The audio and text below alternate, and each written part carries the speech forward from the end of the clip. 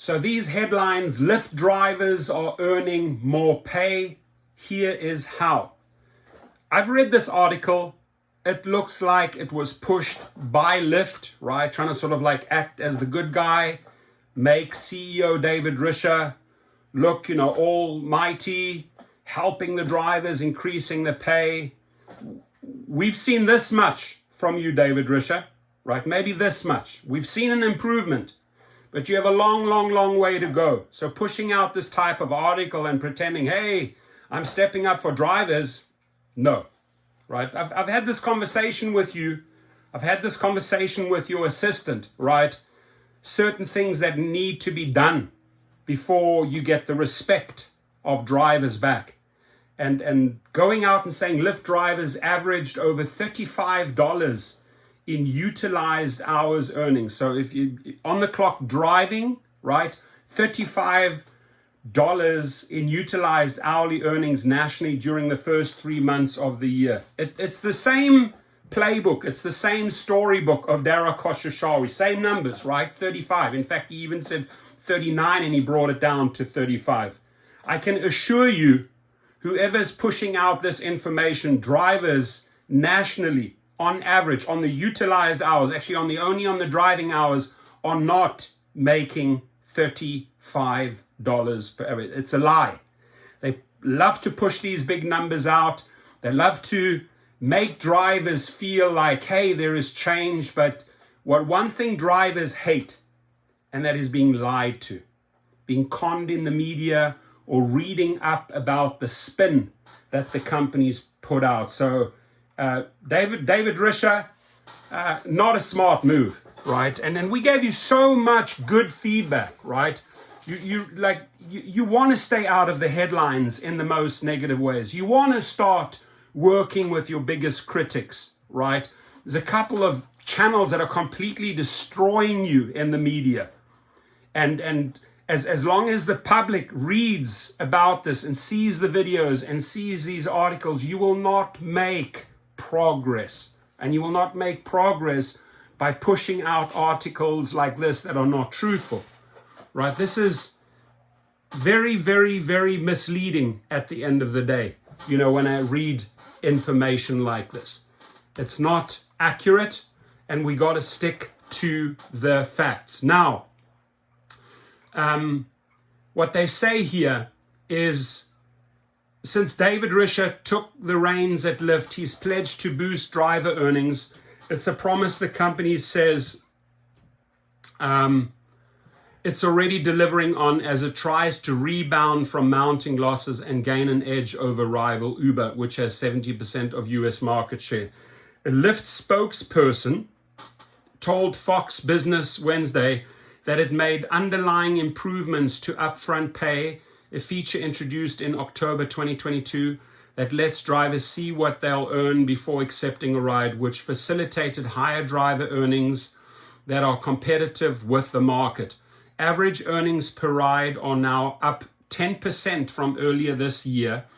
At the same time, per ride earnings on long rides are up 14%. I have heard from a lot of drivers that the long trip earnings are up. That's a fact, right?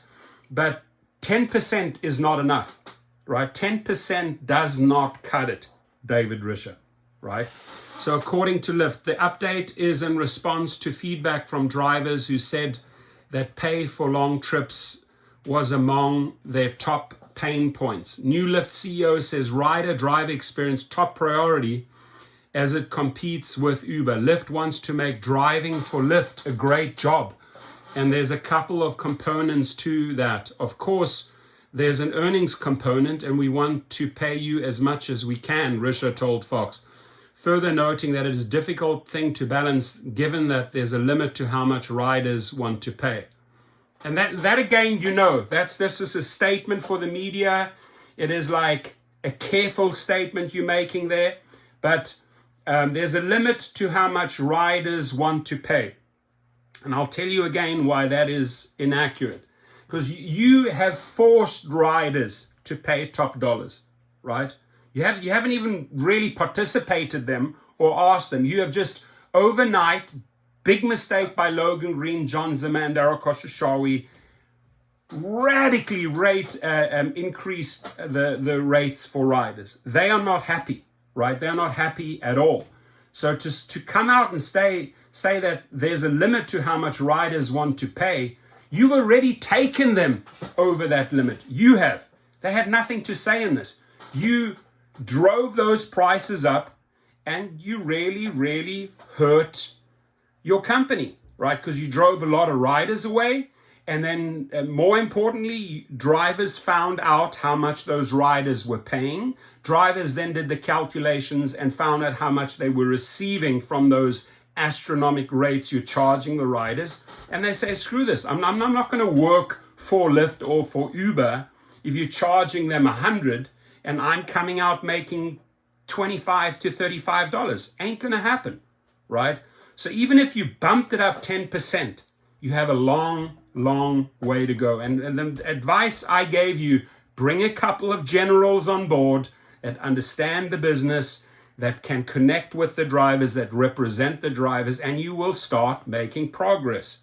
Anything else, you are losing, you are going backwards. So pushing out these articles where you think that, oh, the drivers are going to be stupid enough to fall for this nonsense. Drivers know they are not earning $35 an average nationally, right? Nationally. The same BS that Dara tried to spin. Don't fall into that same trap, David Risher, right? This is just common sense, man. Just common sense being truthful to the people that make you the money. Still, Lyft drivers averaged over $35 in utilized hourly earnings nationally. Not true during the first 3 months. This upfront is calculated on a variety of factors, including estimated time and distance to complete the ride, the travel to the pickup point, and demand for rides in the area. The company is also making it easier for drivers to see where the high demand areas are. It's part of the company's plan to ensure drivers have the information they need to make better decisions and capitalize on greater earnings opportunities, Risher said. Now drivers will be able to see where the busiest areas in real time by looking at current wait times on the driver app. So the Lyft founders stepped down. Drivers will also be able to track their earnings throughout the duration of the rides by swiping up in the app when stopped. Previously, drivers couldn't rack their earnings and bonus progress if they were giving back-to-back rides. After assuming the role as CEO in April, Risher set his sights on restructuring the company in order to focus on better meeting the needs of riders and drivers. So to better meeting the needs of riders and drivers, right? That's an accurate statement. I'm fine that they put riders in front of drivers. That's fine. He's focusing on those two, right? Remember, David Risher, this is where Logan Green and John Zimmer effed up. They increased the rider rates through the roof. They pissed riders off. They did not make adjustments and pay the drivers better. In fact, what did they do? They paid them less. So you guys were making the fattest margins. But it hurt your company because you undertook this radical change in such a short time period. You really just destroyed your business, right? You hurt the riders, you pissed off the drivers, especially when drivers find out how much you're paying them. Again, I'm repeating myself here, and then how much they're getting out of that margin. They don't like you. They start losing interest in the company. So it's like a carburetor. You got to adjust the fuel and air ratio to get the best outcome here, right? And your carburetor is still running rough, very, very rough. The car is jolting. You got to fine tune that carburetor, Mr. Risher. We could help you. And by the way, I know Mr. Risher watches the videos, right? Mr. Risher, you know I sued your company for a lot of money, right? For a lot of money. For all the driver national and international Canadian referrals, you did not pay me out. I'm using this video right now to send him a direct message because I know him or his assistant watch my videos. They made me a pathetic offer of about $200,000. I declined that, right? And today, if today passes and you don't meet my minimum demands, the amount goes up, right? And the pressure And I can bring relentless pressure on these companies. And I can also talk to all the drivers that I've referred to law firms, to the many law firms. They always contact me with their settlement amounts, right? I can tell you whether you're getting a good settlement or a bad settlement. Come my way, right? You've got to push those dollar amounts up. They owe you. Lyft owes you. Uber owes you. So if you want a good negotiator, if you want someone in the middle, you contact me, right? I'll show you how to get the best price. We don't settle for peanuts here, Mr. Risha. And that goes to my attorneys as well, right? I don't settle for peanuts.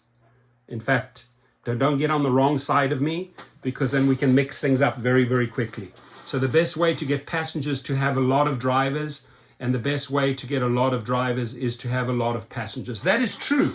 So the best way to get a lot of drivers, and the best way to get a lot of, the best way to get passengers is to have a lot of drivers, right? How do you get a lot of drivers? You've got to take care of them, right? Then you create happy passengers. Happy passengers with right pricing, coupled with numerous available drivers, creates a happy environment between the company, the drivers, and the riders. Once you start making these dumb adjustments, right, and screwing that formula up, where the riders are paying exponentially more, not getting the drivers anymore because the drivers are not getting the monies they receive, you screw up the entire formula. That is what John Zimmer and Logan Green and CEO Daryl Khosrowshahi did. They screwed up a great formula because they got greedy. They got greedy, ladies and gentlemen.